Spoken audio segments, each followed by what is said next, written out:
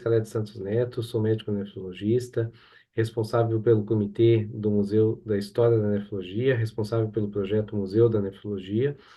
Hoje gostaria de introduzir aqui um projeto que a gente preparou dentro do nosso comitê, que é o projeto das entrevistas de personalidades da nefrologia.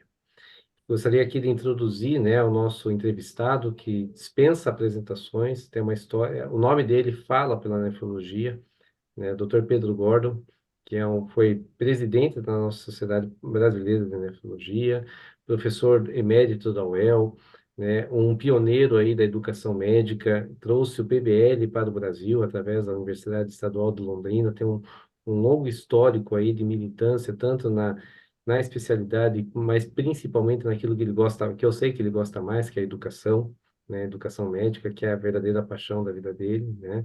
Doutor Pedro que tem três filhos médicos, né? Dois hematologistas, uma patologista, né? Então passou essa paixão também para a sua família, né?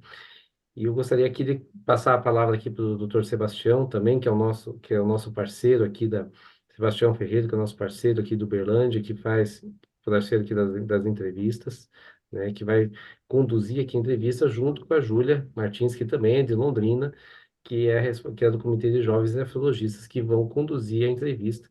Né? Eu convido os convidados para que façam suas perguntas dentro do chat, né? Se eventualmente a Júlia vai cuidar da questão logística para que vocês possam também fazer as perguntas verbalmente também, se for o caso. Então, a gente vai deixar bastante aberto aqui para vocês. A gente tem um tempo aí de mais ou menos uma hora aí de discussão para que a gente possa aproveitar a presença do nosso ilustre convidado.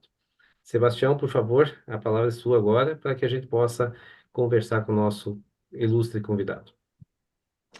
Ô Pedro, é um prazer enorme conversar com você e sempre é sempre bom te escutar e não é de hoje que eu te escuto e gosto muito do que a gente conversa, seja nos congressos, em tudo aí que a gente já viveu junto.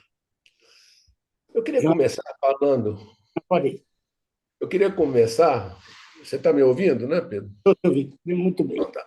Eu queria começar falando o seguinte: esses anos 40 do século passado foi uns anos assim muito louco, né? A gente tinha um louco na Alemanha, um louco na Itália, outro louco lá no Japão, os três ao mesmo tempo. E nessa história nasce o nosso nefrologista em 44, no dia 11 de janeiro, num acampamento em Potosí. É Potosí o nome? Sim.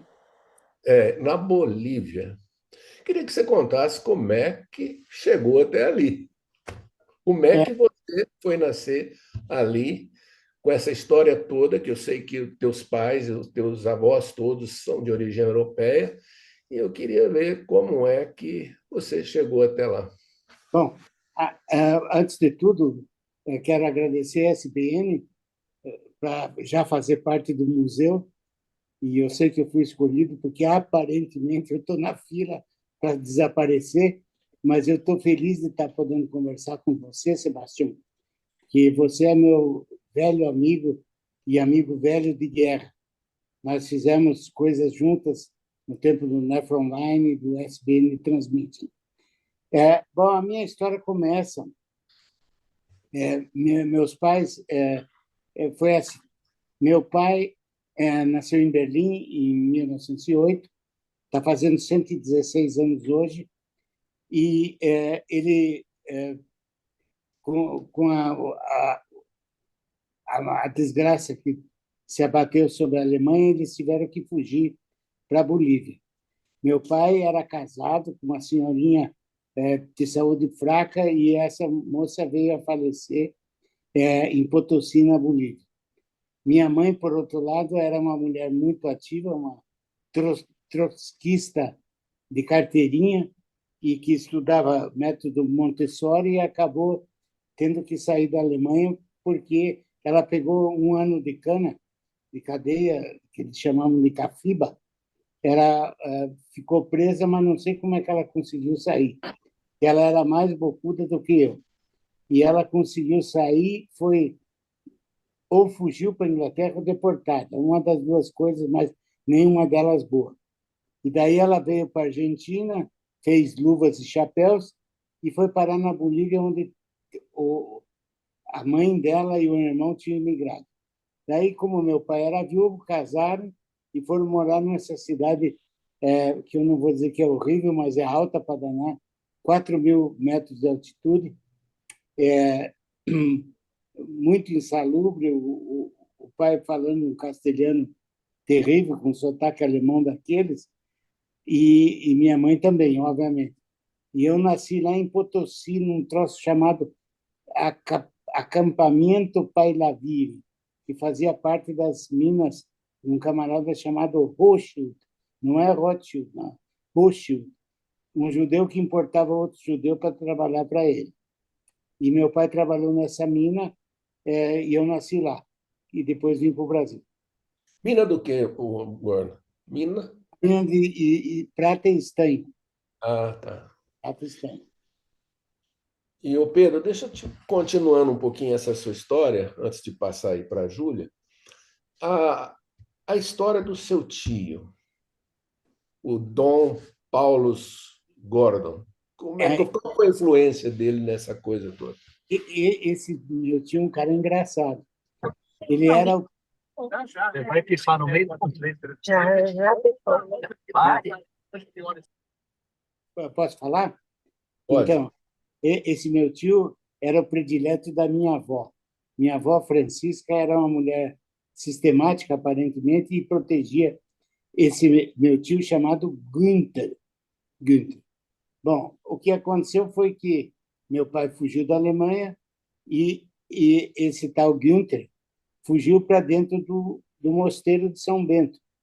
Foi ser monge beneditino, e com o nome de Dom Paulo Gordon. E esse era um sujeito intelectual muito sabido e veio para o Brasil, onde fez um monte de relações humanas. Bernanos foi amigo dele, ele era amigo do Einstein, um monte de gente. E aqui no Brasil ele ficou amigo do Wolf Clabin. E esse Wolf Clabin tinha uma fábrica de papel aqui, para fazer a história ficar curta. Eles trouxeram meu pai para Monte Alegre, aqui no Paraná. Eu vim com 2 anos para uma cidade chamada Lagoa, onde moramos numa casa de madeira. Meu pai, não falando lufas, só falava um castelhano arrastado, minha mãe também não, e eu não falava. Então, foi assim que viemos parar no Paraná. Ô, Gordon, então era uma família relativamente abastada, né? Na Quando veio verdade, para o Brasil, como é que foi essa história? Houve uma. na verdade é o seguinte, do lado da minha mãe, meu avô era como todo bom judeu, um comerciante de peles em Moscou. Em 1910, quando ela nasceu, ele morava em Moscou. Tinha um padrão de vida muito bom lá. Mas em 1917, vocês lembram o que aconteceu na Rússia. Então, ele se mandou fugir de lá para Letônia, para Riga. E de Riga foram para Leipzig. E aí eles foram perdendo o status, né? Perdendo as finanças. Ele acabou falecendo em Leipzig e na última hora, minha avó, os 2 filhos dela e minha mãe conseguiram escapar só com o que tinham no bolso, né? Então, eles não tinham nada de finanças, perderam tudo. Perderam tudo e, quer dizer, saíram com a vida, já é um bom negócio. Claro, exatamente. E aí, Júlio? Doutor, e agora o senhor contou para a gente um pouquinho como que o senhor veio parar aqui no Brasil, né? Sua chegada no Paraná. Queria saber, assim, como que foi a sua história na medicina, como que o senhor decidiu cursar medicina, onde o Não, senhor fez medicina. a coisa foi a seguinte, eu fui criado nessa cidade chamada, na Fazenda Monte Alegre, uma cidade chamada Harmonia, onde eu tive uma das infâncias e adolescências melhores que você pode ter. Eu era ruim de escola, fui aos trancos e barrancos, estudei em duas escolas lá, e até aos 12 anos, quando eu fui transferido compulsoriamente para Curitiba, porque não havia ginásio naquela época lá.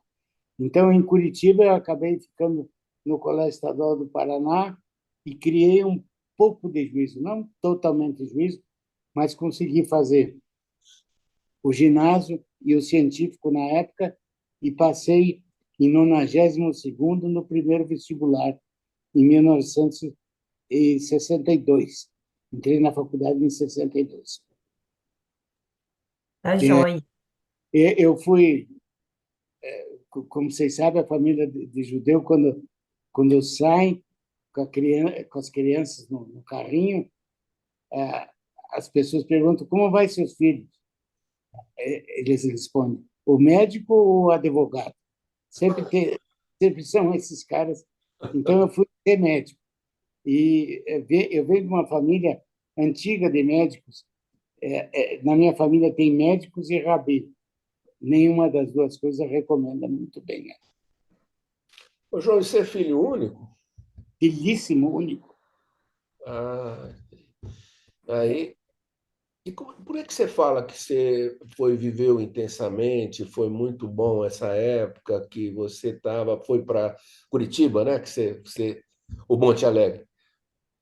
Não, em Monte Alegre eu tive uma infância muito boa, porque era uma cidade ao concurso, uma outlier das cidades do Brasil. Né? Foi colonizada por estrangeiros, fábrica de papel, vieram os finlandeses, os suecos, os húngaros, os judeus alemães fugidos todos, e a Klabin é uma firma judia, e acabaram fazendo um melting pot nessa cidade de Harmonia. Eu tive uma vida muito boa com essa gente toda, e meus amigos de infância eram um mix de gente europeia e os empregados da fábrica que moravam junto na nossa região. Entendi. Júlia, Renê. Uhum. Eu ia provocar um pouquinho o Dr. Pedro, porque eu sou egresso do Colégio Estadual do Paraná também. Queria Então, perguntar eu queria perguntar para o Dr. Pedro o que ele tem de lembranças lá do Colégio Estadual, né, do glorioso CEP. em primeiro lugar, o Colégio Estadual do Paraná foi um colégio modelo na América do Sul. Era um senhor colégio, tinha uma biblioteca fabulosa, tinha um departamento de artes magnífico, tinha uma cantina boa e tinha as meninas que estudavam lá, né? Que faziam parte desse colégio. E foi nesse colégio, não foi nesse colégio que encontrei minha mulher, mas ela estudava lá também. Ô Pedro, deixa eu te falar. Aí você foi para. Você fez o internato em residência, né? Eu fiz o internato, né, naquela época não eram 2 anos ainda, era um internato de 1 ano, e fiz um rodízio de residência de clínica médica no Hospital das Clínicas. E o segundo ano era dedicado à nefrologia. Por quê? Foi Dedicado a nefro, por quê? Você já estava nessa época com a cabeça. isso todo, né? O rodízio de clínica médica na época era nefroendócrino, pneumo, cardio e nefro, né? Isso no primeiro ano de residência. No segundo já era a nefrologia como tal. Mas a sua escolha de nefro foi por conta da passagem no estágio da nefro, não? Ou você já tinha Foi, isso? não, na verdade, no primeiro ano, quando eu passei na nefro, eu fiquei encantado. Fiquei encantado com a nefro por causa das pessoas que trabalhavam lá, principalmente pelo doutor Adir Molinari. Adir Soares Molinari é uma figura, nós podemos falar dele daqui a pouco, bem e mal, mas ele era uma figura magnífica, um sujeito grandão, com sotaque metido com sotaque americano e curitibano. Então era uma mistura desse sotaque, mas era um camarada brilhante. E ele mudou a medicina, porque na época ele fazia intensivismo sem ter UTI e introduziu a hemodiálise e tinha um grupo que trabalhava com ele que tinha o Altair Mocelin, o Protásio Lemos da Luz, o Santos Lima e 2 residentes de primeira qualidade. E eu me encantei com o serviço. Naquela época, a gente dosava ureia, creatinina, sódio, potássio, bicarbonato em kits que o Scribner fez lá em Seattle e que o Adir trouxe. Então, eu fiquei meio... Era um agregado lá. Eu não saía do laboratório. Até que no segundo ano eu fui trabalhar lá. E já tinha a hemodiálise aguda? Como é que era? Que Não, tipo era de... assim. Era o Adir, doutor Adir trouxe os rins artificiais tipo Kiel, as placonas, com, Lembro. né? E começou a dialisar primeiro os agudos, obviamente, mas naquele tempo não se fazia diálise de agudo, hemodiálise de agudo. Fazia-se basicamente peritoneal, trocando os frascos de vidro, aquelas coisas que vocês conhecem. Acho que os mais jovens não conhecem. Era, em vez desses sacos de plástico de 2 litros, eram garrafas de 2 litros que você levantava e abaixava. Bom, e daí o doutor Molinari começou a dialisar 2 pessoas, uma paciente chamada Angelina e outro que me fugiu o nome agora, mas começou a fazer diálise crônica pelo shunt de Scribner, que não tinha fístula arteriovenosa na época. Doutor Adir, doutor Adir era um cirurgião, na verdade, era um urologista. Não pode espalhar isso. Era O doutor Edson está perguntando aqui no chat que ano que aconteceu isso, doutor Pedro? Foi Mais ou menos. 67, 68. Foi justamente quando estava o rebuliço, o rebuliço político no Brasil. Maio de 68, as coisas que aconteceram no mundo. E aí, em 68, começamos a fazer diálise crônica e eu ajudava a lavar rim artificial e fui um residente que acho que trabalhei muito lá com o doutor Adir. Doutor, Não é, Gordon? Era um timaço aquele lá, que você, pelo menos no internato em residência que você conviveu, era um timaço ali, né? Era um timaço, mas o que aconteceu que entre o R1 e o R2 eu fui para férias em casa e quando eu voltei o time tinha sido estraçalhado. Todos essa gente boa tinha saído. Ficou só o doutor Adir, o primo dele, doutor Augusto Lafitte, que é um sujeito decentíssimo, que eu sou amigo até hoje, e uma enfermeira chamada Alice, da qual eu não sou amigo. Então, nós ficamos juntos lá, fazendo, eu trabalhando, ficou com todo a... imagina, Altair Mocelin, Protásio Lemos da Luz, eu fiquei com essa carga na cabeça que era só um R2, mais um Sérgio Santos Lima. Sérgio Santos Lima, que foi fazer radiologia, Protásio foi fazer cardio, e o Altair veio para Londrina. O doutor Altair Mocelin veio para Londrina. E eu fiquei lá no doutor Adir até o dia da briga. Então, já que você tocou, depois eu passo a palavra, mas já que você tocou, como é que foi essa história desse estetoscópio dilacerado? Não, é o seguinte, Bastião. Doutor Adir é uma... Deixa eu fazer um parênteses. Né? Jamais poderia falar mal do doutor Adir, porque ele era um cara brilhante, o sujeito que mudou a medicina de Curitiba, fazia coisas na medicina que ninguém fazia, vestia a roupa do doente, ficava dias sem ir para casa. Era um cara muito bom, mas ele tinha um defeitinho, como todos nós.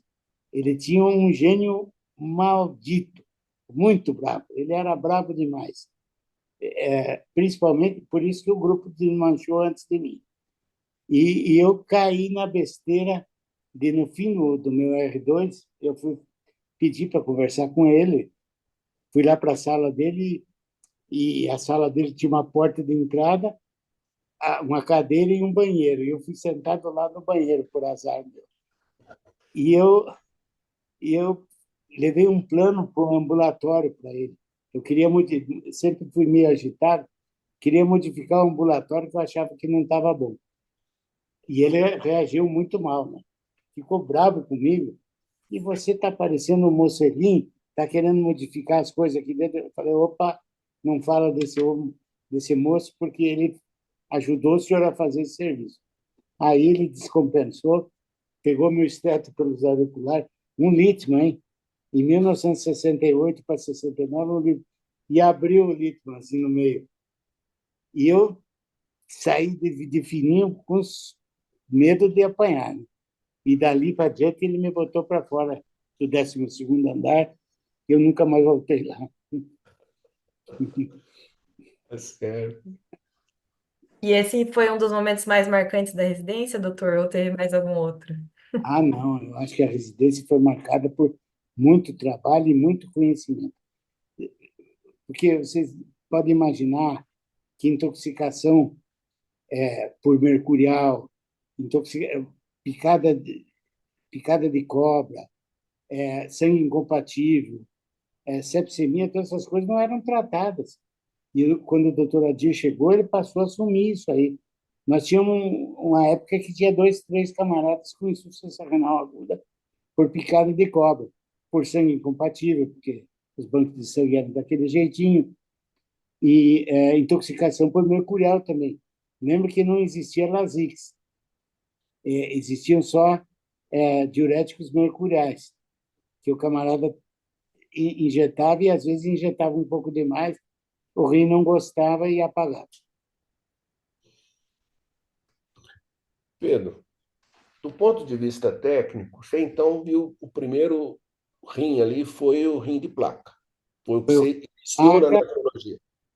não tinha fístula, então era a O fístula, Scribner, o shunt Scribner, que o doutor Adir colocava muito bem, porque como ele tinha uma formação de cirurgião, nós aprendemos a colocar o shunt Scribner, não se fazia punção subclávia, não existia isso na época, não existia nem catéter de subclávia, então nós fazíamos tudo com o shunt Scribner. E vocês lembram, você não lembra, mas quem lembra, o sangue passava pela placa com a força do coração, não tinha bomba, de jeito nenhum. E o dialisato passava no sentido contrário, com uma pressão negativa.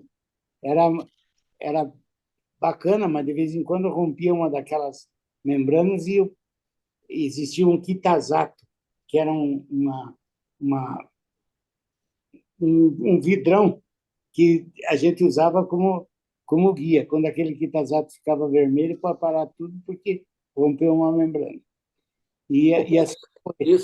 isso já tinha acontecido, a hemodiálise com placa em Kio já existia no Brasil ou vocês foram Não, pioneiros?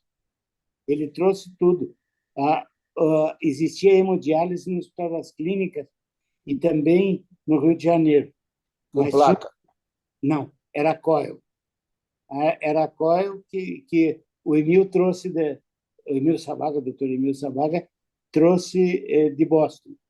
Então, o Brasil era dividido em quilistas e coilistas, né? E nós éramos misto disso, porque quando o Mocelin foi para os Estados Unidos, ele voltou com um rinzão da Travenol debaixo do braço e uma enfermeira americana para ensinar a lidar com aquele troço. E aí nós passamos a fazer diálise com pressão positiva. Significa que o lado de sangue tinha pressão maior que o lado dialisado. Certo. Doutor, o doutor Edson perguntou aqui no chat como que se escolhia entre a placa e a DP. Bom, era uma questão a diálise peritoneal. Quem precisava de diálise peritoneal era colocado na diálise peritoneal. Quem tinha condições de peritônio. Tem que lembrar também que a diálise peritoneal naquele tempo não tinha catéter de diálise peritoneal Tenkov, né? Era uma punção cada vez. Então, nós tivemos doente crônico com 120 punções e colocar um catéter rígido no fundo do saco de Douglas. Então, nós fazíamos diálise peritoneal continuamente, mas os agudos, quando não muito catabólicos, eram colocados no peritônio. E quando muito catabólicos, nós fazíamos nutrição parenteral, que também começou com o doutor Adir, depois foi melhorada pelo Dr. Real. Pedro, eu não entendi. Como é que é essa história de 120 punções? O que que é? Não entendi. Não entendeu? Então, Não. você pensa uma senhorinha que tem um abdômen bom e que precisa fazer diálise crônica. Ela Hum. fazia uma diálise por semana, tá? Peritoneal. Peritoneal. E toda vez se fazia uma punção cotrocáter e Ah, se entendi. colocava um catéter rígido, de Entendi. modo que 52 semanas por ano, 2 anos, 104 punções. Não tinha a história da prótese de Dini nessa época, não? Não veio depois. A prótese de Dini era um troço terrível. Era um botão com a haste e a gente colocava no lugar. A gente tirava o catéter rígido e colocava a prótese de Dini. E se Deus permitisse, não infectava para a próxima vez, né? Depois se tirava a prótese de Dini e colocava o catéter. Mas não era uma coisa maravilhosa, não. É, né? Eu vivi essa época também. Eu peguei. E aí, Renê? Então, eu ia perguntar um pouquinho, que eu vou ter que ainda pular para outra agenda, mas eu ia provocar um pouquinho com a questão da educação. Da onde que surgiu essa paixão da educação e como é que surgiu essa coisa do PBL? Então, um minutinho só, eu quero terminar de contar como é que era a diálise naquele tempo. Depois que eu fui expulso lá do Dr. Molinari, eu vim trabalhar com o Dr. Mocelin aqui. Mocelin e eu éramos unha e carne, e nós fazíamos diálise com coil. E nós até criamos um coil londrinense chamado Lonrim. Era um negócio meio tosco, que até teve um aventureiro aqui que se meteu a vender no Brasil. E nós fazíamos diálise com um banho central. Como aqui é uma região agrícola, eu, na época, comprei um resfriador de leite de 600 litros, 600 ou 1.600 litros, um negócio enorme, que refrigerava o banho e soltava ele do segundo andar para o terra, pro porão onde nós fazíamos diálise. Só para vocês terem uma ideia como é que era a estrutura. E quando você entrava na sala de diálise, você olhava para cima, para o teto, tinha cheio de marca de sangue, que volta e meia escapava uma daquelas conexões e o sangue ia até o teto. Era assim E que nós trabalhávamos. Bom, você quer saber da educação? Então, pulando essa parte nefrológica, eu acabei, depois de muito tempo trabalhando com o Dr. Mocelin, nós acabamos se separando como um bom casamento. E eu fui trabalhar na universidade em tempo integral e dedicação exclusiva. E daí, sempre interessado em discussão de casos e preparando reunião anatomoclínica, eu tinha um jeitão bom para ensinar. E daí, nessa época, quando eu estava, durante esse período, começou o movimento de educação médica, de mudança na educação médica. E a Fundação Kellogg deu um grande aqui para a universidade de 3 milhões de dólares, que se transformaram em 6 milhões de dólares com o andar da carruagem. E nós importamos da Holanda o PBL, Problem Based Learning. E Marília, que foi a pioneira, tem que lembrar, eles foram os pioneiros, trouxeram isso do Canadá, de Ontário, no Canadá, da McMaster. E nós, como era o mesmo dinheiro daquela, a gente tinha muito intercâmbio. E assim que começou com o PBL, depois o PBL já não serviu mais, e agora nós estamos com uma metodologia mista na faculdade, feita por um camarada que eu considero meu sucessor lá.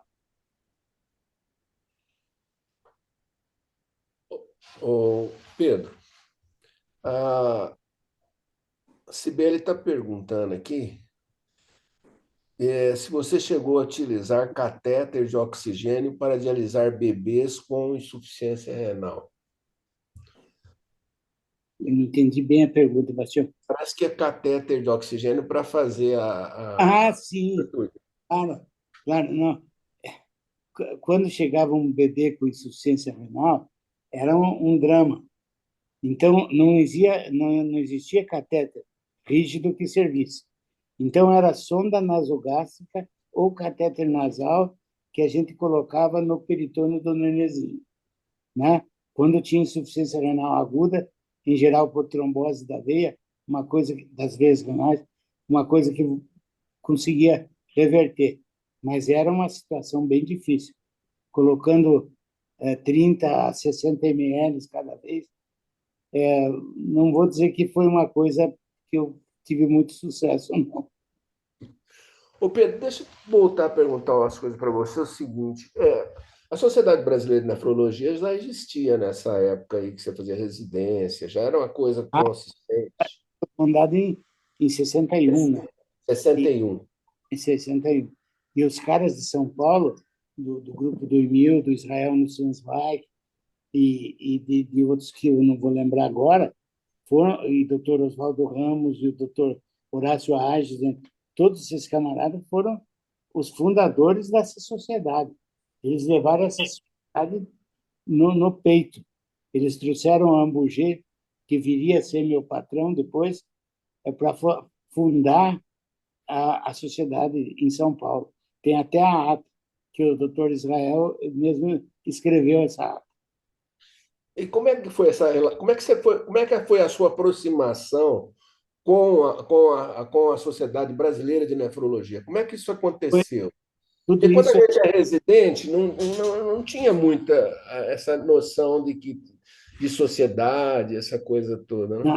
a coisa começou assim. Nós vivíamos, o Mocelin foi para os Estados Unidos, o Anuar foi para o Canadá, nós éramos todos sócios, e eu fui acabar em Paris. Na volta, houve a necessidade de fazer pós-graduação verdadeira, que é mestrado e doutorado. O Mocelin veio fazer doutorado na Escola Paulista. E daí nós absorvemos toda a organização societária deles, principalmente o doutor Oswaldo, que era muito um sujeito gregário, um camarada que juntava o pessoal todo. E daí aconteceu que o doutor Adir, que na época nós tinha uma broncazinha, foi presidente da sociedade e, e vieram outros presidentes do Rio de Janeiro, não vou lembrar quem, mas daqui a pouco vem, e daí nós começamos a nos interessar pela sociedade, até que chegou a vez dos paranaenses. Aí entrou Mocelin na sociedade, passou um tempo, veio eu, e depois o Miguel. E o Entendi. Miguel ela foi, na minha visão, eu tenho a visão que o Miguel Reala é um camarada que modificou mais a sociedade do que nós. Entendi. Porque ele é um Doutor, cara... Júlia, não, pode concluir a fala, doutor. Desculpe. acho que ele concluiu. O senhor concluiu a fala? Sim. Ah, tá. Eu ia pedir para o senhor comentar um pouquinho, aproveitando que o senhor está falando da sociedade, como é que foi o período que o senhor foi presidente da SBN? Ah, foi legal. Foi uma das coisas mais legais. Na verdade, na época que Patrícia, eu e o Josemir fomos da sociedade, nós não fizemos muitas coisas tangíveis. Quer dizer, não reformamos o prédio, não mudamos a biblioteca, nada, mas nós conseguimos fazer o SBN Transmite, nós começamos a modificar todo o sistema de provas da SBN. Nós fomos uma viagem para a Bolívia, que depois eu posso contar como foi. Não sei por que nós resolvemos voltar para a Bolívia, mas, enfim, fizemos várias coisas e trabalhamos no dia a dia da sociedade. Criamos até o Nefro Open de tênis, que foi em Campos do Jordão, onde nós fizemos o primeiro torneio e último torneio da Sociedade Brasileira de Nefrologia. Enfim, Mas foi muito divertido. Eu tive uma sorte danada, porque quando eu entrei na sociedade, eu tinha um monte de amigo comunista. E eu consegui mudar a imagem do presidente. Como eu era um acadêmico, um universitário, eu já tinha terminado a minha sociedade privada de unidade de diálise, eu era considerado acadêmico. E meus amigos comunistas diziam, não, ele é boa gente e tal. E eu consegui um bom, um bom dinheiro do governo, de um ajuste da diálise bem no começo da gestão. Depois, eu fui obrigada a também tirar o sapato numa reunião dessa. Depois disso, ainda teve muita briga, mas a Patrícia e eu vivíamos um pé na sociedade, eu um pé em Londrina, um pé em São Paulo e um pé em Brasília. Era o dia, a vida toda fazendo esse caminho. Ô E Pedro, assim, eu, pô, que eu estava numa reunião com o presidente do INAMS. Eu acho que é o rapaz de Minas. Como é que chamava? Não lembro bem. Bom, o camarada era o presidente do INAMS. E ele começou a falar mal dos nefrologistas. Porque lavam sangue, aquele negócio de lavar o sangue e enxugar o erário, sabe? Uma dessas coisas que falavam. Mas eu virei a mesa de uma maneira, porque eu sou pequeno, todo mundo sabe. Eu bati na mesa, estão pensando que eu sou moleque, e lá no INAMPS. Aí o relacionamento foi um pouco melhor, mas foi complicado. ô Pedro, mas quando você chegou na presidência da sociedade, eu lembro que foi um alívio para toda a nefrologia brasileira. Eu não lembro muito bem os motivos, mas parece que havia algum embate ali e você veio para dar uma tranquilizada. Teve essa coisa mesmo, ou é da parte da minha cabeça? Não, não, eu acho que o pessoal, as coisas se dividiam entre a Escola Paulista e o HC, tinha uma bronca geral nisso, e como eu era um jacu do interior, e modéstia à parte bem, assim, fácil de lidar, quando eu estava de bom humor, eu pacifiquei a sociedade. A sociedade tinha bronca, nós pegamos o Josemir para vice-presidente, que era do Rio, e a Patrícia teve um papel fundamental, porque ela trabalhava na Escola Paulista. Mas a gente acabou com a bagunça lá dentro. Né? Só tinha uma bronca que era minha particular, com um colega que eu não vou citar o nome, a não ser que você provoque. Eu queria saber quem é. Pode ser ou não? Pode, pode. Na verdade, nós tivemos uma competição terrível com o Rui Barata. E o Rui Barata e eu não podíamos nos ver. E o Rui Barata conseguiu me ofender de morte uma vez. Eu sou um camarada que me visto mal para cachorro, né? É. E sou gordo, e aquele troço tão pequeno e tal. E o Rui Barata entrou galantão, assim, grandão, olhou para mim e falou: você está precisando de um personal. De um personal. Eu digo: eu estou fazendo ginástica. Não, um personal stylist. Falou para mim: você vai ser. Meu, eu queria Ah, morrer. Aí ele virou inimigo mesmo. Mas hoje eu tenho certeza que se encontrar com ele, eu vou dar muita risada. Porque, de passagem, ele é um camarada que defendia os nefrologistas com unha e dentes e é um cara tremendamente honesto. Eu tinha bronca com ele. Depois ele foi disputar, quando eu saí da sociedade, ele foi disputar com o José Mir. Aí eu entrei na campanha para ele não ganhar. E assim foi a vida, foi levando. Ele não virou presidente da sociedade, acho que porque eu não deixei. Também porque ele mandou eu para um personal stylist. Que é isso? Eu tinha um paletó sócio. pois é. Ô, Pedro, estão perguntando aqui, estão afirmando aqui que você criou uma comissão de provas e a prova saiu do antigo DERT, hoje DET, com a anuência do Nestor. Foi um feito, o comentário da Cibele. A Cibele, tem que lembrar que não estava sozinha nessa, né? Que estava a Cibele, que estava... Eu dei todos os nomes, que estava principalmente a Almerinda, o, Daniel. o Daniel, a Cibele, a moça lá de Campinas. Tinha um time enorme. E o Nestor era um pouco avesso ao progresso de educação. E eu dei um jeito de fazer passar, e a Cibele participou ativamente da feitura dessa prova, junto com a Almerinda e todo mundo. Foi com a Jaque, lá de Botucatu, foi um serviço danado. Nós trabalhamos muito e nós mudamos, porque na educação existe isso, né? A avaliação puxa a educação. Então, se nós não melhorássemos a avaliação, os nefrologistas não melhorariam. E foi isso que aconteceu. Até que nós fomos parar com a ajuda do pessoal do Einstein. Fomos fazer a primeira grande prova lá no Einstein, usando as instalações do Einstein.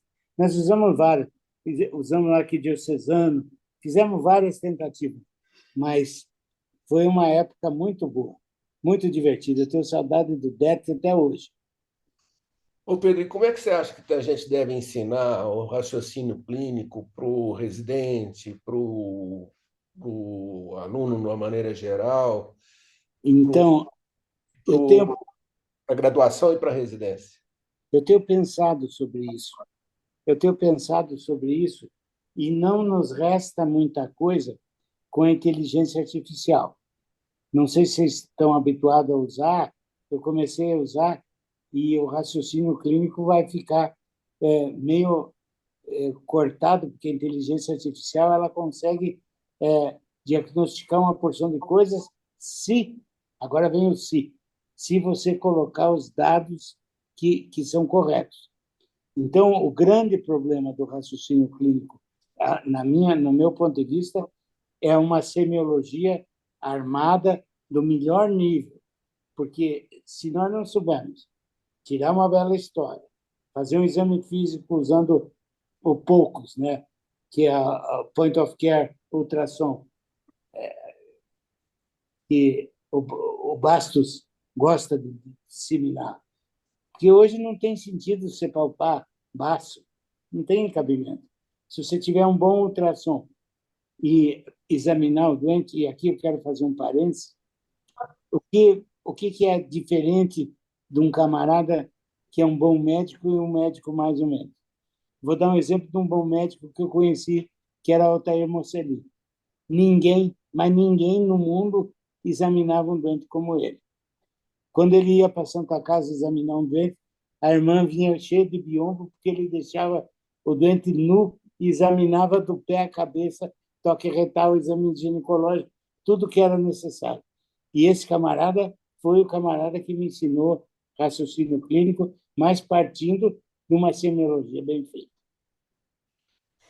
O doutor Oswaldo Ramos falava o seguinte: se tem dois médicos, cada um em frente ao outro, que montaram o consultório. Você vai um sujeito com, como é que chama? Um abscesso intrahepático. Aí o doutor vai lá, percute, vai assim, tal, sente. Quando toma álcool, piora a dor aí do flanco e tal. Ele responde tudo, ele fica...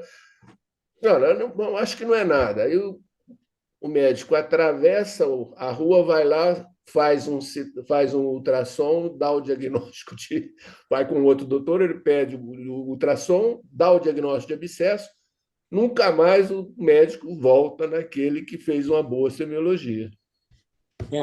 Mas eu acho que dentro da semiologia ninguém mais ouve o paciente, né? Então nós temos que pensar em ouvir o paciente, porque o paciente está louco para contar o diagnóstico.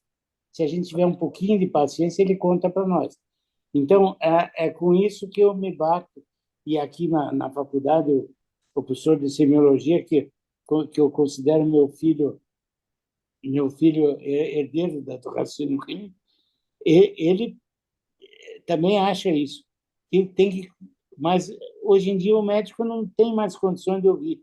Como é que um cara vai ouvir com a medicina do jeito que está, papelada e coisa lá? Então, eu não sei aonde nós vamos parar. Agora, é, o método do raciocínio clínico, felizmente, a inteligência artificial vai superar. Tenho certeza. Hoje em dia, eu escolho casos através do uso do chat GPT. É, eu acho que é por aí. Uma vez que esse pessoal que joga xadrez aí, há muito tempo o computador, de uma maneira geral, já venceu aí os grandes mestres, né?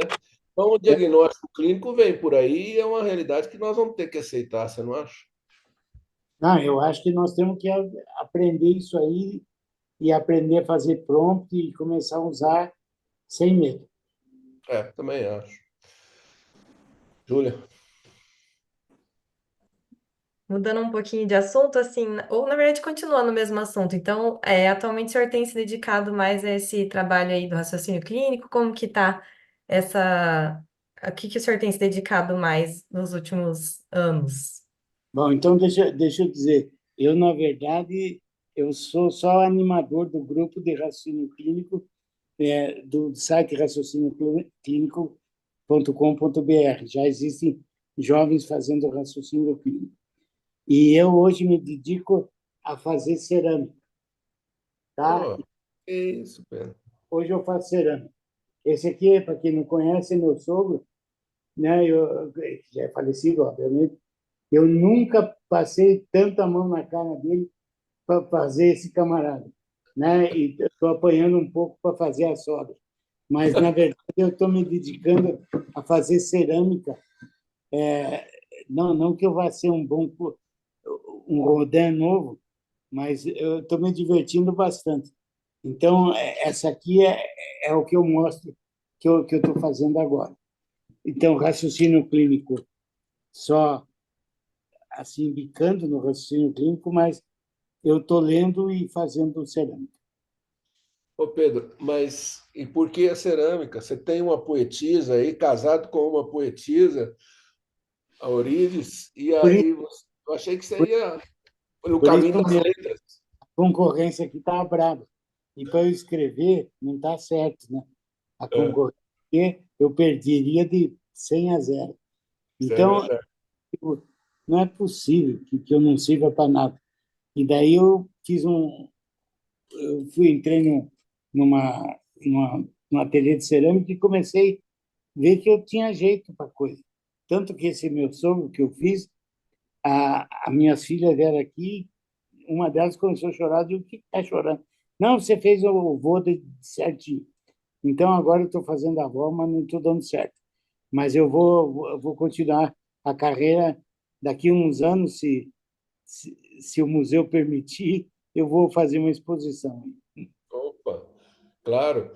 Ô Pedro, e me conta aqui como é que foi conhecer a Eurídice e como é que é essa história. Eu quero detalhes. Todos os detalhes eu não vou poder contar, né? Mas alguns eu. Então é o seguinte: eu morava na casa de pessoas francófonas e eu aprendi a falar francês meio macarrônico. Falo francês fluentemente, mas é macarrônico. E eu fui estudar na Aliança Francesa. E na Aliança Francesa, a gente tinha lá, eu comecei a achar a Euridice uma pessoa muito interessante e muito bonita. E aí eu comecei dando uma paquerada ali, uma aqui e tal, acabei conseguindo namorar ela. Então, de um francês mais ou menos tosco, eu comecei a aprender francês de verdade. E depois, então, nós casamos, isso foi em 67, 68, 68, 69 nós casamos, e em 68 eu fiz o primeiro ano de residência, 69 nós casamos, e depois que o Adir nos colocou para fora, eu vim para Londrina, nós tínhamos sempre a vontade de voltar para a França. E tão logo o Altair veio dos Estados Unidos, eu comecei a escrever para o Bourget. E daí nós fomos tudo para a França, levamos criança pequenininha, foi uma bela aventura. Você ficou no Necker, né? Fiquei, opa, eu sou um dos anciãos Necker. Depois de mim veio o Sérgio Drive, a Wanda, depois vieram... A Wanda foi, sem dúvida, a que mais se sobressaiu no grupo. O Pedro, e você ficou lá quanto tempo? 1 ano e meio, quase Um ano. 2 anos. E você foi como fellow, desenvolveu algum tipo de pesquisa lá? O que foi? Não, então foi assim. Eu fui trabalhar com o Jean-Pierre Grünfeld, que era um clínico deles lá. Lembra do Jean-Pierre Grünfeld, que Acho tem um livro, que eu li JP tem um livro de nefrologia, que, aliás, é o junto Bourget. com o Amburger.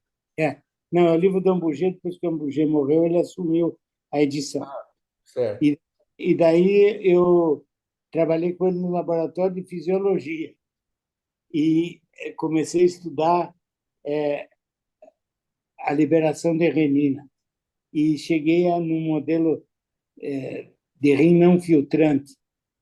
E usei o rim não filtrante da insuficiência renal aguda, não filtrante entre aspas, e estudei a liberação da renina pelo glucagon. Era um troço bem complicado. Tinha que injetar glucagon no cara, usar renina.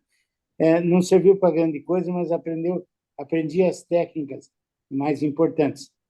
E daí eu fiz a minha tese de doutorado.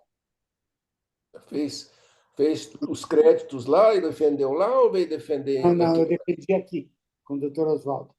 Ah, Eu fiz a pesquisa lá, escrevi aqui e defendi a tese aqui. muito legal, hein, Pedro? E Doutor deixa eu te... Oswaldo, e doutor Oswaldo. Foi com o doutor Oswaldo, né, na época. É. Você Bom, lembra foi a a data disso? Escola Paulista, que era a nossa protetora, né? Você A escola lembra, você lembra a data, Pedro?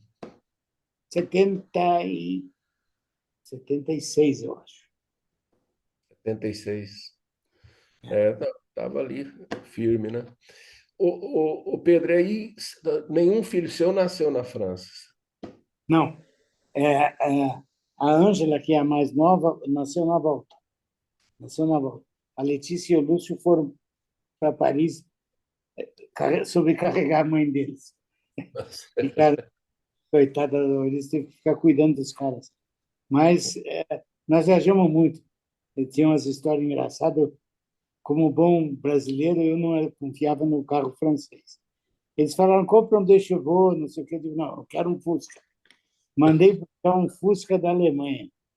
Um Fusca não, com tipo Fafá de Belém, assim, Sei, vermelho. famoso. E viajamos a Europa toda, passeando com as crianças e conhecendo a Europa. Que E bom. aí, um dia eu estacionei o Fusca e veio um guarda e colocou, acho que 12 multas, uma atrás da outra, de hora em hora, multou o Fusca, que estava numa zona que não podia. Aí eu virei peixinho da Madame Amburger e ela me arrumou um macarrão que chamava, que era um passe pro estacionamento do Nequer. E o Fusca ficava lá e eu voltava do metrô. Não fui multado mais. É uma boa saída, né? Boa saída. Mas nós conhecemos a Europa toda. Imagina, fui com o Fusca com as duas crianças para a Inglaterra, dirigido do lado errado. Era bem mais corajoso que hoje. E como é que você vivia lá em grana? Como é que era a grana lá? O Mocelin mandava.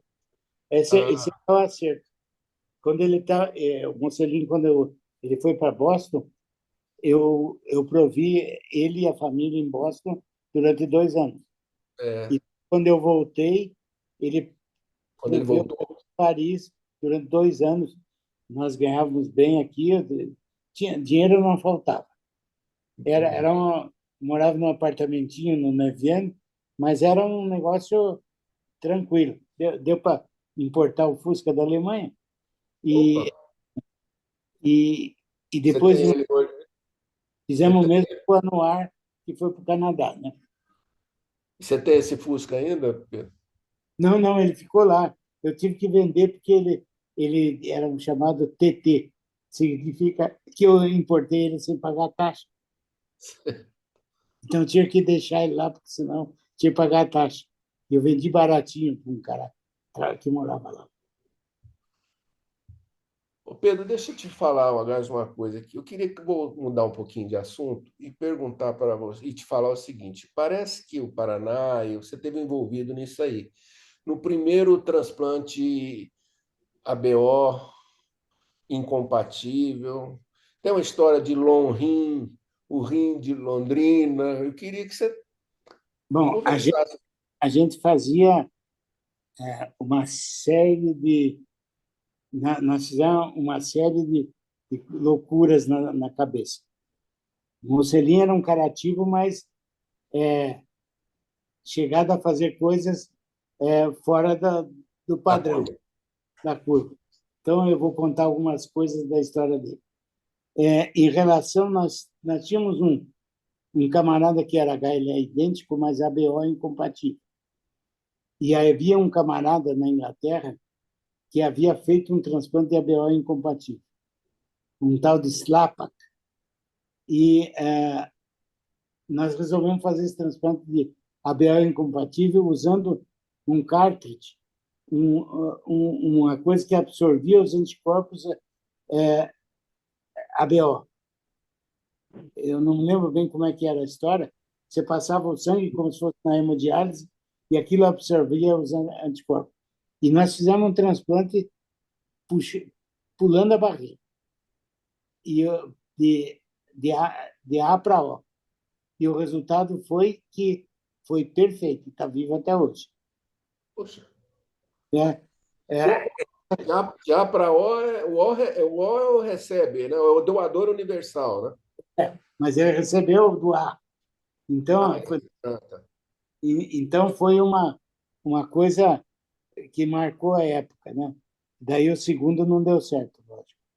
Né? O primeiro deu certo, o segundo não. E daí também teve uma época que nós resolvemos construir rins artificiais, porque a Travenol estava vendendo caro aquelas coisas, né? E nós fizemos um long rim, que era Alô? com long rim. E esse long rim teve uma vida curta, felizmente, que era muito tosco. Aí um sujeito aventureiro aqui resolveu construir o long rim. Ele não era patenteado. Ele tomou o long rim da gente e vendeu no Brasil inteiro. Mas era tão ruim, que não sobreviveu. Qual que era o princípio daquele? Era um coio? O que era? Era um código. Era uma cópia mal feita do Travenolzão, do tancão. Não do tanque do Travenol, mas aquele, como é que chamava? Um que tinha um painel bonito, que piscava. Era uma cópia daquele que sem o painel que piscava. O Pedro, e tem uma passagem sua também, lá em Rondônia, com o Carlos Pérez. Grande Carlos Pérez. Como é Não, que foi é o isso? seguinte, quando eu estava terminando o meu período na universidade, um ex-aluno ligou para mim, ó, aqui é de Rondônia. Eu quase caí da cadeira, mas o que você está fazendo aí? Não, eu sou professor aqui na faculdade e tal, mas não tem nefrologista por aqui. Eles estão querendo que você venha aqui assumir o curso de nefrologia. E eu estava meio curto de grana, digo, vou. Como é que ele chamava? Bom, esse camarada não, era um ex-aluno, eu não lembro bem do nome dele, mas eu tive contato com uma pessoa. Então, foi assim: eu fui para Rondônia, fui para Porto Velho e fui apresentado por um camarada que é maravilhoso, que é o Luiz Aranha. É. Luiz Aranha, chamado de Spider, por causa do Aranha. Esse camarada é um camarada que vive no interior de Rondônia e faz uma medicina de altíssimo nível lá. E ele era o diretor da faculdade. E aí eu me entrosei com eles e passei a assumir 15 dias, era 15 dias cada 2 meses eu ia para lá. Eles me pagavam um bom dinheiro, me pagavam passagem e botavam eu morar numa pensão pulguenta lá em Rondônia. E depois disso eu resolvi que tinha que melhorar as coisas. E para melhorar as coisas eu tinha que levar gente de padrão. E aí que fui começar, como eu gostava de ácido básico, eu peguei o rei do ácido básico, que é o Carlos Pérez. E o Carlos Pérez foi comigo para Rondônia. E nós montamos um curso de primeira ordem lá. O Miglugra foi junto também. E eu sei que nós fizemos uma filial da sociedade lá e funcionou durante, acho que 4, 5 anos, nós demos curso de nefrologia lá. Foi muito divertido. Depois essa faculdade foi vendida por um desses grandes comerciantes da medicina e nós viemos embora. O Carlos parece que está aqui, não é? Tá nos ouvindo aí, parece, não está? O Carlos está. Tá por aí, eu vi aqui. O Carlos está. Júlia, O doutor Carlos está aqui sim, e ele falou que o senhor foi o precursor no uso do EAD antes da Covid. Se o senhor puder Ah, comentar um pouquinho sobre isso. pois é. O Carlos e eu resolvemos dar o curso de EAD. Sim, teve uma época que antes do Covid, nós dávamos a aula de nefrologia à distância, de São Paulo e do Rio e de Londrina para lá.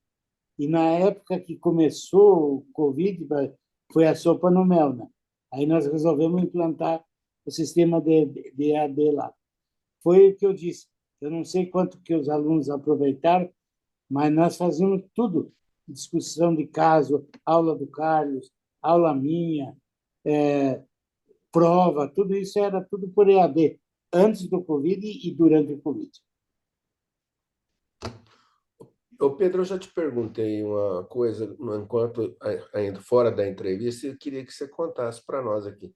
Como é que foi esses 2 anos que você ficou aí no sítio, fora? Como é que foi isso? Como é que você lidou com isso na pandemia? Na verdade, quando eu me aposentei da UEL, eu resolvi morar numa chácara, que não é longe, 8 quilômetros daqui de Londrina, um lugar bem aprazível, tinha lago e tal.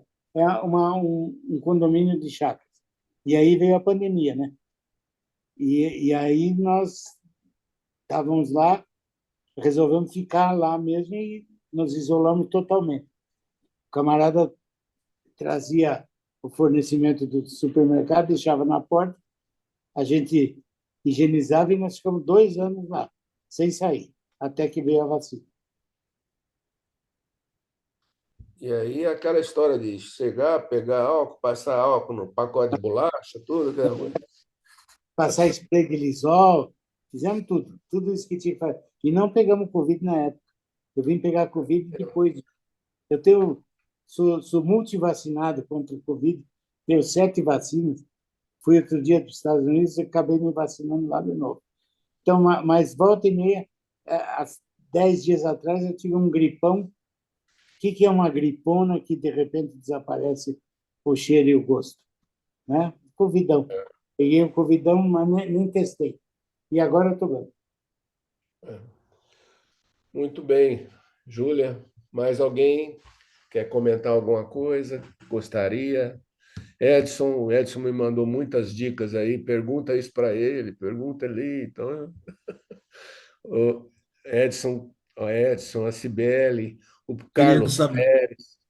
queria saber se Pedro Gordo deixou herdeiros lá em Londrina. Ontem a gente estava discutindo sobre a sua origem, aí eu botei assim, o curitibano Pedro Gordo, isso não é curitibano, londrinense, aí a Cibele fuçou aí a sua vida e disse, o cara é boliviano. Aí ninguém sabia disso, a Cibele que te achou lá. Você deixou herdeiros lá em Londrina? Porque a referência de Londrina é Mocelim, né, que eu também faço aqui todas as minhas homenagem ao Mocelin. Mocelin é um cara especialíssimo, né? E você, né? Quem são os herdeiros de Mocelin e Pedro Guarda? Então, o que aconteceu foi que nós deixamos vários residentes aqui na cidade. Alguns, como eu saí logo da corrida de rato, né, da Rat Race, e fui para a universidade, se formou um grupo que era do Mocelin e um grupo de ex-residentes. E aí esses grupos se desenvolveram muito bem. E hoje são tudo da Vita, né? Houve uma junção forçada desses grupos e eu tenho herdeiros nefrológicos muito bons. Tem aqui em Londrina, aqui é o meu médico, o Vinícius, Dr. Vinícius Daer Defino, que é o herdeiro nefrológico. É o cara que sabe mais aqui na cidade. Esse é herdeiro nefrológico. E depois tem o herdeiro da educação médica também. É, Mas, é. depois ainda tem isso. Eu fui trabalhar numa clínica como criando um serviço de residência nessa clínica. E aí fizemos, o Douglas Bergamasco está aí ouvindo, um monte de residentes. Então, nós nos espalhamos no Paraná inteiro, no Brasil inteiro, e até hoje eles têm a residência que funciona bem. Então, os herdeiros aqui são o doutor Vinícius, o doutor Getúlio, filho do doutor Getúlio, Jet Filho, o doutor Abel, o Anuar está por aí ainda, né? Fez 84 anos essa semana passada, tenho contato com ele.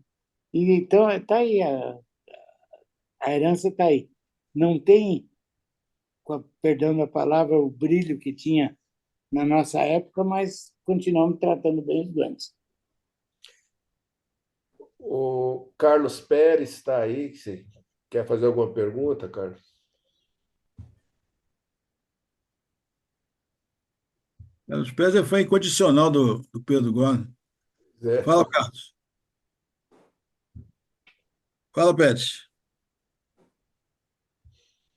Pedro É, Guarda é uma lenda para o Carlos Pérez. Quando fala em você, ele faz aquela reverência. é, eu, eu sempre Pedro, falo. Pedro? Oi, Ô, pode Pedrão, falar. Oi, tá bom, Carlão? como é que você está? Parabéns, é um prazer, uma honra, né? Tenho você como um mentor na área de educação, pioneiro aí em várias áreas, pai de 3 filhos, brilhantes médicos. Um grande abraço para a Dona Orides e é uma grande honra vê-lo muito bem e como exemplo aí, né? Não só na medicina, na nefrologia, mas como um grande educador. Só tenho a agradecer os 11 anos 11 que anos, tivemos Carlão. parceria. Foram 11 anos, Pedrão. Bastante Nossa, tempo, né? Isso nossa, aí. E saúde, e que sempre nos abrilhante aí com sua experiência, com a sua inteligência e, sobretudo, com o carinho que você tem com todos com que tiver ao seu redor. Forte abraço para toda a família e a obrigado, nefrologia Carlão. te deve Abraço muito. para a filha e tua mulher também. Para quem não sabe, o Carlão é o cara que mais entende ácido básico no Brasil. Só um detalhezinho, no Brasil, quiçá mais além. Pedro, que você falaria para os jovens nefrologistas? Você sabe que agora nós temos uma grande parte dos nossos nefrologistas são muito jovens, são jovens, de uma maneira geral. Meu Que... compadre, Oh, cara, tá aí. o Adaelso, meu compadre, apareceu. É, o que eu gostaria de dizer é o seguinte: a nefrologia sofreu. Deixa eu fazer um comentário geral sobre a nefrologia. A nefrologia sofreu muito com a hemodiálise e o transplante, porque ela virou uma especialidade de um procedimento, de dois procedimentos, de diálise e de transplante. Mas ela é muito mais do que isso. E esse é o problema que eu já falei em relação à semiologia. a, a clínica de doenças renais é completamente diferente da nefrologia que você faz. Hoje você dá plantão na unidade de diálise, você eventualmente cuida de um doente transplantado, mas você não é. Já, antes, quando nós começamos, nós éramos a UTI móvel, o médico nefrologista era o cara que sabia clínica médica, era o sujeito que atendia do nenê ao velho idoso. Então, agora nós estamos nesse impasse. O que eu queria dizer para os nefrologistas é que eu sei que o dinheiro é importante e que vocês só sobrevivem graças aos procedimentos, mas que dê uma boa treinada em clínica médica. Eu acho que, como dizia o Zé Roberto, a nefrologia é filha dileto da clínica médica. Nós não podemos perder isso, de jeito nenhum. Não? Então, a nefrologia, só o nome da nefrologia já atrapalha, né? Porque ninguém sabe o que é nefrologia, né? Quando você fala que você é nefrologista, até hoje, neuro, não, nefro. Então, é difícil. Devia se chamar doenças renais, mas isso nós não vamos conseguir fazer. Mas eu acho que, para os jovens nefrologistas, volte para a clínica. Isso que eu gostaria que fizesse. Não vai dar muito certo, mas é o conselho que eu tenho hoje. E, na verdade, do ponto de vista profissional, com todas essas clínicas, a chance de você começar uma clínica do zero, como foi do nosso tempo, fazer isso, é muito difícil, né, Pedro? Como é que se contorna isso? Impossível, porque, veja, as duas clínicas aqui, privadas, viraram subsidiárias da Vita, né? Então, elas são da Vita hoje. E aqui, surpreendentemente, a Unimed criou uma clínica de diálise para poder competir com a da Vita. Eu acho que foi um passo importante e bom para a nefrologia da cidade. Eu espero que isso frutifique. Ok. Mais alguém gostaria de fazer uma pergunta? Júlia, passando para você aí. Acho que não tenho outras perguntas, queria mais agradecer. Tive o prazer de conhecer o Dr. Pedro ainda na universidade. Quando eu entrei, ele estava saindo, na verdade, né? Tive uma aula com ele e alguns outros cursos que eu participei, tive a honra de ter alguns ensinamentos ainda com ele. É, e depois eu aprendi nefrologia, na verdade, com os herdeiros, né? Aqui em Londrina. É, Os e, herdeiros, e você tem uma grande herdeira que é a tua sócia, né? é, a doutora Ana Maria. E aí, aqui no chat, a gente tem várias mensagens, doutor, agradecendo. Uma do Rafael também, que ele colocou que o senhor foi responsável por mudar a vida dele após um estágio que ele fez em Londrina e foi indicado para trabalhar em Curitiba, onde ele está há 15 anos. E ele diz que é muito grato ao senhor, né? E ao doutor João Manuel Cardoso também, que são É, mestres do raciocínio clínico. eu tive uma passagem por Curitiba, não vai dar tempo de contar, mas foi divertida essa também. Viu? E daí também criamos uma porção de herdeiros lá. E tem herdeiros nossos em Curitiba, etc. Aí, Douglas.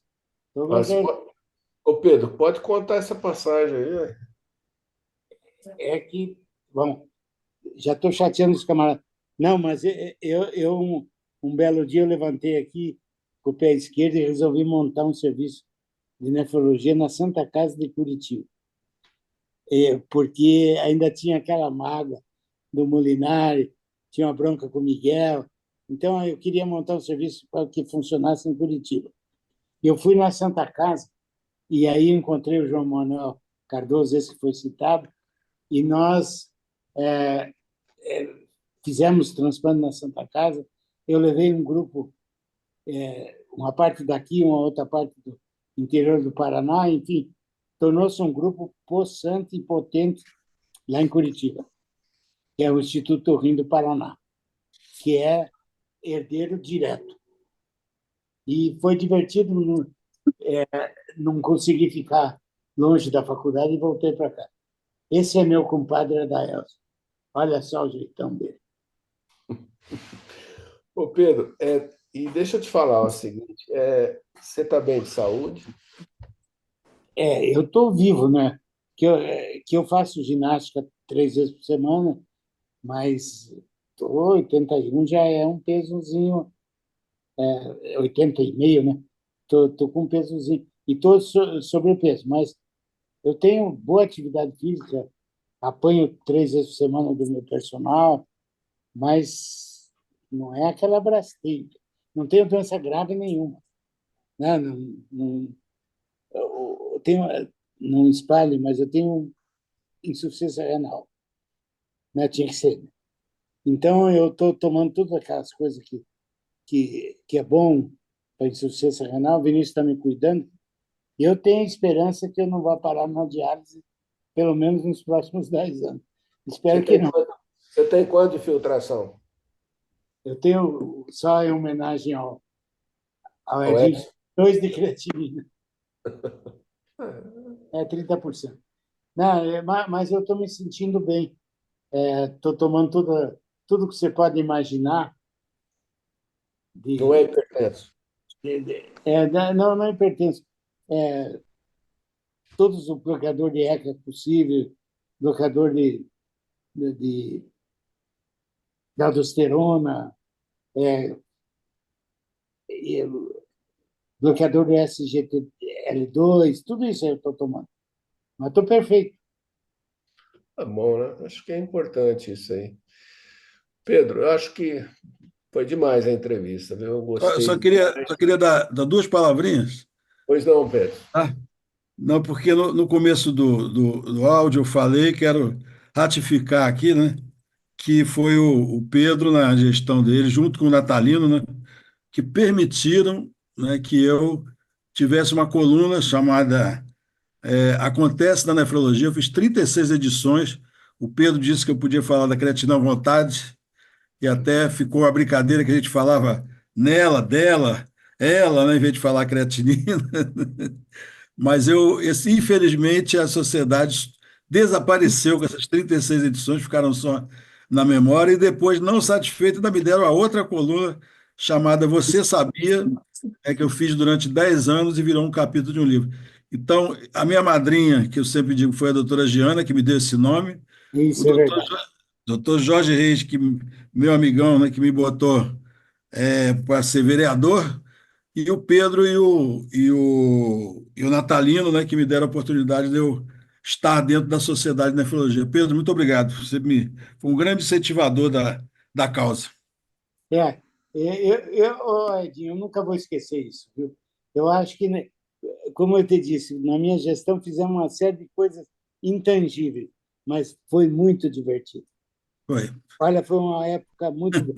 Eu tenho que lembrar que eu morri na véspera, né? Vocês lembram?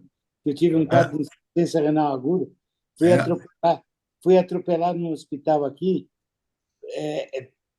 atropelado literalmente, não por carro, mas por uma bactéria, e fui parar no Einstein. Fiz hemodiálise, dá um montão, até que o Nestor Shore foi lá e tirou minha sonda e me mandou para casa. E isso foi em dezembro de 2004 e em janeiro de 2005 eu assumi a sociedade. parabéns. Torcemos muito por você. Mas alguém quer deixar algum recado? Boa noite. Só para lembrar que no currículo do Pedro, Pedro é meu compadre, aliás, no currículo do Pedro tem a reitoria da Universidade de Londrina. Pedro foi Exato, reitor. exato. E eu esqueci de perguntar isso para ele, viu, Del? Você devia ter me lembrado. Vamos perguntar agora. Mas eu deixei uns pitacos aí para lembrar.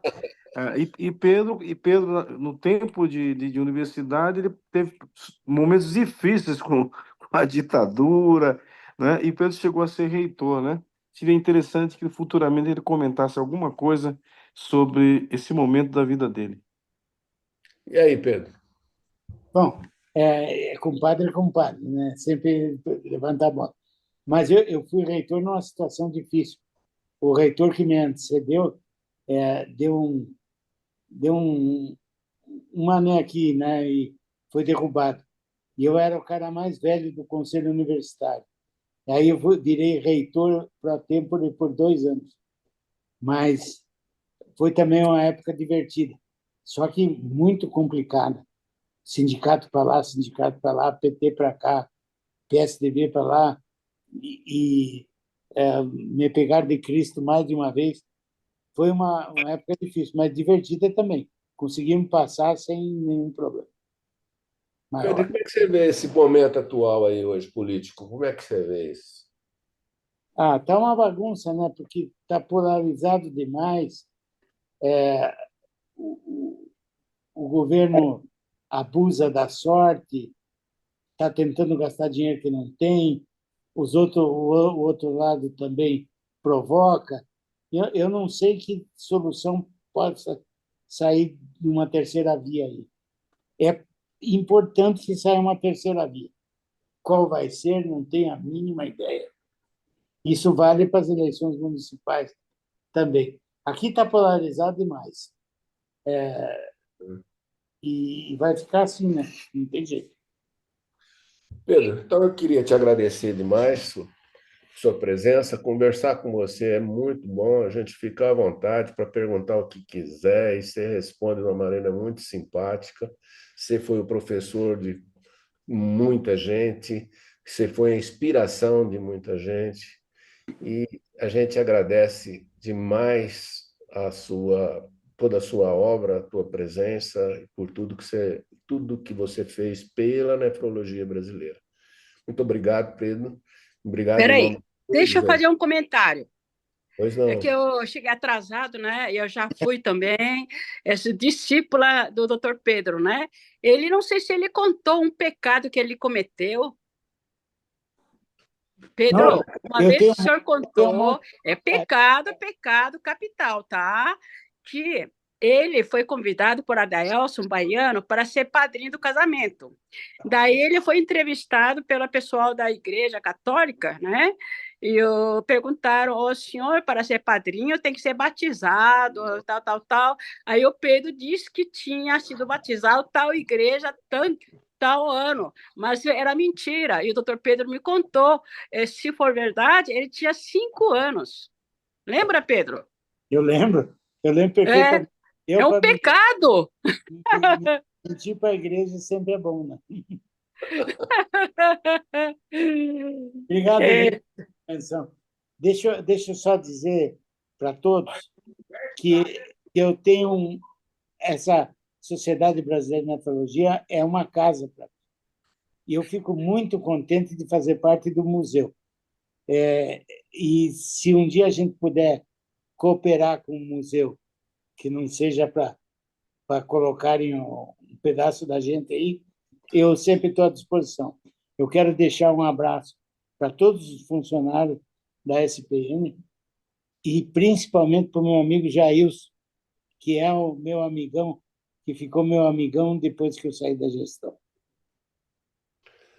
Ok. Pedro, muito obrigado mais uma vez e agradeço em nome de todos que estiveram aqui presentes. Tem várias mensagens aí que depois você vai, inclusive, ler. Muito obrigado. Um abraço para todos. Um Boa abraço. noite e obrigada. Foi muito bom Vanessa. conversar com vocês. Ah, tá. Não tinha te visto, Júlia. Você tinha saído. Não, tá por aqui ainda. Obrigada, doutor. Sair da reunião, um beijo para todo mundo. Boa noite.